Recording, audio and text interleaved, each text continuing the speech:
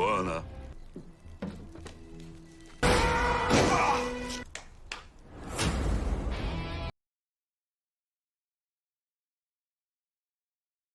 Kisah dimulai ketika transaksi ilegal dilakukan, menjual patung Buddha warisan budaya. Tapi saat transaksi itu dilakukan, ternyata mereka sudah diintai oleh BIN, yaitu Badan Intelijen Nasional. Seorang anggota BIN, sebut saja dengan Jong Hae-song, mulai menghabisi mereka lalu menangkapnya. Tapi orang yang membawa patung Buddha, sebut saja dengan Danang, melarikan diri. Hae-song mengejarnya lalu menembakkan tembakan peringatan. Namun Hae-song diganggu oleh orang lain sehingga Danang masuk ke dalam mobil. Hae-song lalu mengejarnya menggunakan motor miliknya. Di tengah perjalanan, Hae-song diminta untuk menunggu, soalnya bantuan akan segera datang. Tapi Hae-song tidak mendengarkan perintah itu. Jika tidak dikejar saat ini juga, maka kemungkinan Danang akan lolos dan patung warisan budaya tidak bisa dikembalikan. Kemudian Hae-song melompat dari motor miliknya sehingga dia berada di atas mobil. Lalu atap mobil ia hancurkan dengan helm miliknya. Perkelahian tidak bisa dihindari. Sampai akhirnya mobil menabrak pembatas jalan. Mobil pun lalu meledak dan juga terbakar.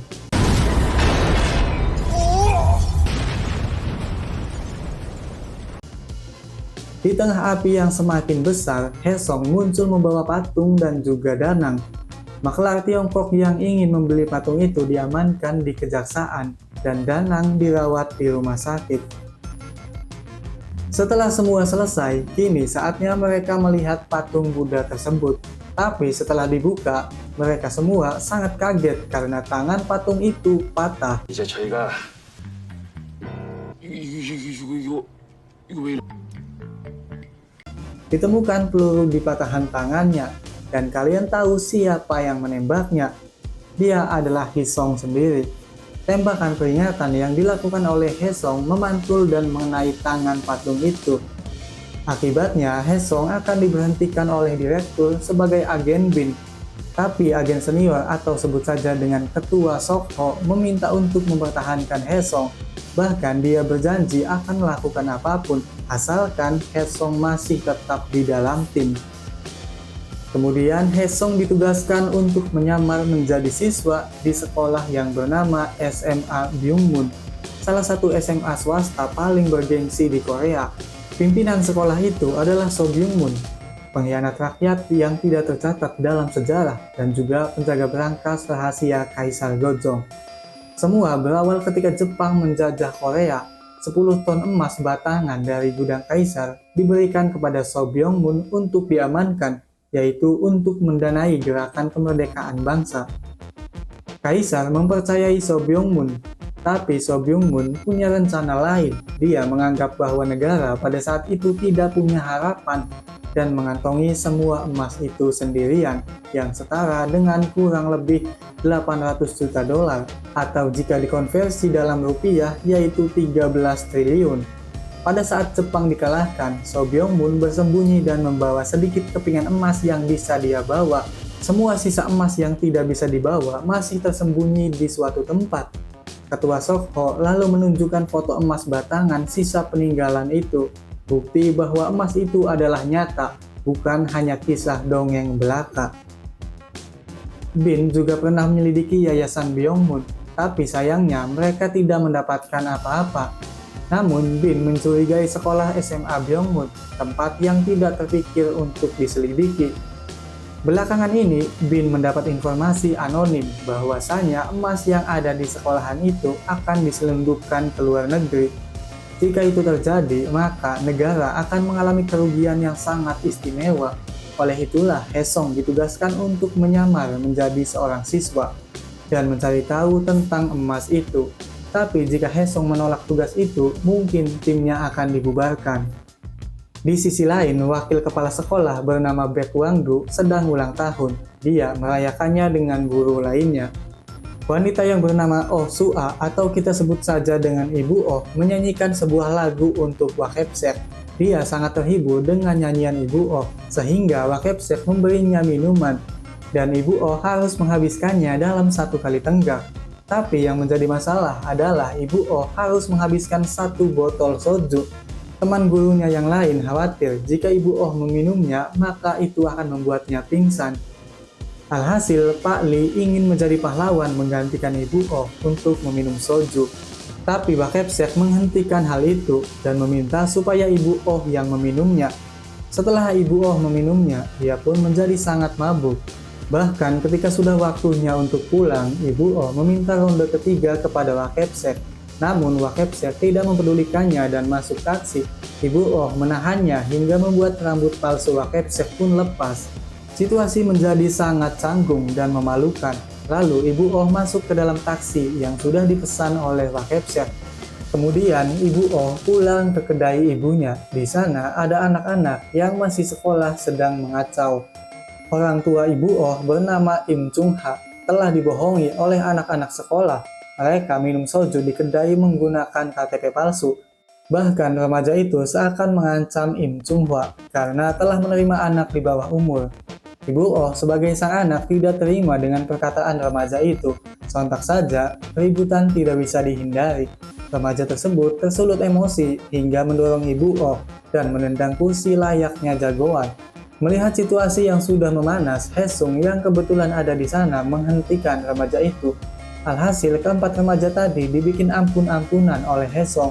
Di momen ini, pandangan Ibu Oh tidak bisa teralihkan oleh Hesung. Dan sepertinya dia jatuh hati kepadanya. Setelah kejadian itu, Hesung pun pulang ke rumah. Hesung merenung sejenak dan mengingat kembali masa SMA. Saat itu dia tidak bisa berkelahi sehingga menjadi target bully. Apalagi dia adalah anak yatim piatu. Guru yang melihatnya pun tidak peduli dan mengabaikannya. Setelah mengingat itu, Hesung mengabari ketua Sokho bahwa ia siap melaksanakan tugas menyamar. Setiap tahun, lebih dari 100 murid SMA Byongmun masuk 3 universitas terbaik di Korea. Sekolah itu menghasilkan banyak politikus berpengaruh, pimpinan bisnis, pengacara, jurnalis, dan yang lainnya. Menggunakan koneksi yang kuat sebagai senjata, SMA Byongmun telah membentuk kartel kekuasaan. Budaya disiplin dan peraturan yang tegas sudah melekat pada SMA Byongmun. Hanya murid paling atas yang memenuhi syarat untuk bergabung dengan OSIS.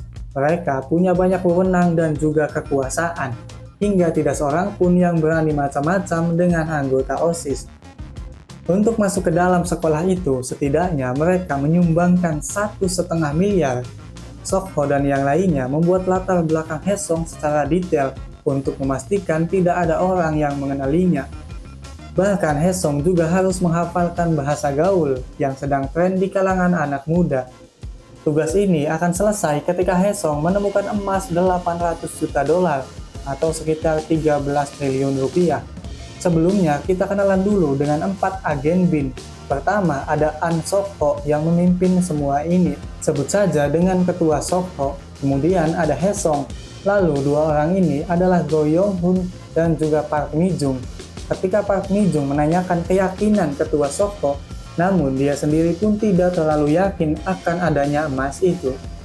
Mulailah mereka spekulasi bahwa kemungkinan tugas ini dibuat untuk memecat mereka. Jadi mereka tidak akan terlibat lagi dalam sebuah kasus untuk kedepannya. Nah ternyata ketua Sokho adalah pamannya Hesung. Ketua Sokho lalu memberitahu keluarganya bahwa Hesung memiliki tugas di SMA Byongmun. Mulai besok dia akan bersekolah di sana. Nah, anak dari ketua Sokho juga bersekolah di sana. Dia adalah Yu Jung. Keesokan harinya, Hesung mulai masuk ke sekolah. Di sana dia bertemu dengan Ibu Oh. Sontak saja Ibu Oh langsung mengomelinya. Ibu Oh mengira bahwa Hesung menipu ibunya supaya bisa minum soju. Kemudian Hesung mulai memperkenalkan diri di kelas. Siswi di kelas itu pun sangat terpesona dengan ketampanan Hesung. Ternyata Yu Jung juga ada di kelas yang sama dan wali kelasnya adalah Ibu Oh. Awalnya Yu Jung mengira bahwa Hesung akan menjadi guru atau yang lainnya. Dia tidak menyangka ketika Hesung akan menjadi siswa. Yu Jung juga meminta kepada Hesung untuk tidak menceritakan kepada orang tuanya aktivitasnya di sekolah.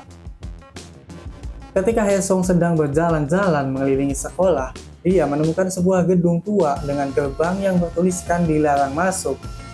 Hesong lalu masuk ke dalam dan memfotonya. Saat sedang menyelidiki gedung tua itu, tiba-tiba saja ada siswa lain di sana. Ketiga siswa ini meminta identitas nenek Lee Dongmin. Mereka ini mengaku telah membayar uang sekolah Lee Dongmin, tapi Dongmin enggan untuk memberikannya. Hesong yang sedang melihat situasi itu mencoba tidak peduli, namun sayangnya dia menyenggol sekop yang membuatnya ketahuan. Alhasil, siswa tadi meminta Hesong untuk membelikan makanan. Awalnya Hesong ingin memberi pelajaran kepada mereka, tapi dia teringat dengan ucapan ketua Sokho. Akibatnya, Hesong dipandang pecundang oleh mereka. Keempat siswa tadi termasuk Dongmin adalah teman sekelas Hesong. Dongmin juga teman sebangkunya. Kemudian Hesong menanyakan tentang gedung tua itu kepada Dongmin. Dongmin mengatakan bahwa gedung tua itu adalah fasilitas yang sudah tidak terpakai.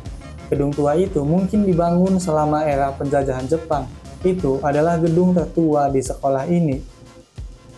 Di sisi lain, wanita bernama Som Yongju mendatangi pemakaman anggota Dewan Choi bersama dengan kepala sekolah SMA Byungmun. Anggota Dewan Choi tewas karena bunuh diri. Diketahui bahwa sebelum kematiannya, anggota Dewan Choi sempat berselisih dengan Myongju. Nah, ternyata kematian itu memang disebabkan oleh Myongju. Bahkan dia memanipulasinya sebagai bunuh diri. Kasusnya juga ditutup tanpa otopsi. Di lain waktu, Hesong melaporkan keanehan di gedung tua itu. Tidak mudah menyimpan banyak emas batangan di suatu tempat. Membutuhkan ruang, keamanan, cara mempertahankan suhu, dan juga kelembapan untuk mencegah perubahan warna. Semua itu harus selalu diperiksa dengan terjadwal. Dan saat di sana, Hesong menemukan meteran listrik yang masih menyala. Siswa diminta menjauh untuk alasan keamanan. Namun, jika memang untuk alasan keamanan, maka robohkan saja gedungnya dan bangun kembali. Untuk memastikannya, Hesong memeriksanya malam ini. Kemudian, ia mulai masuk ke dalam gedung tua itu. CCTV ada di mana-mana hanya untuk mengawasi gedung tua. Sesampainya di dalam sana, seseorang menodongkan pistol ke arah Hesong. Apakah gedung tua ini memang menyimpan emas batangan senilai 13 triliun? Kalaupun memang bukan, kenapa harus dijaga seketat ini? Apakah ada rahasia lain di balik semua ini? Sampai jumpa di episode selanjutnya.